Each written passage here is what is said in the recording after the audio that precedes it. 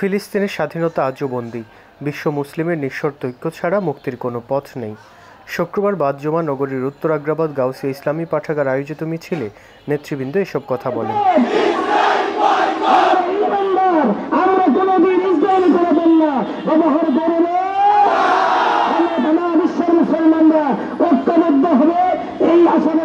মিছিলটি পূর্ব মুহুরীপাড়া জামে মসজিদের সম্মুখ প্রাঙ্গণ থেকে শুরু হয়ে এলাকার গুরুত্বপূর্ণ সড়ক প্রদক্ষিণ শেষে চৌমুহনী মোড়ে এসে সমাপ্ত হয়।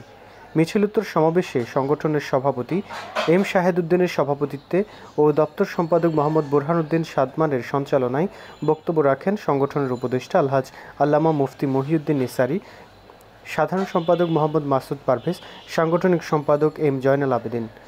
এতে অন্যান্যদের মধ্যে উপস্থিত ছিলেন মোহাম্মদ জসিম উদ্দিন, অর্থ সম্পাদক সাব্বির হোসেন শাওন, মোহাম্মদ রিয়াদ, শামসুল আরেফিন, মুস্তাফিজুর রহমান নিটু, জালাল উদ্দিন রুমি, মোহাম্মদ জাবেদ সহ সংগঠনের সাধারণ সদস্যবৃন্দ।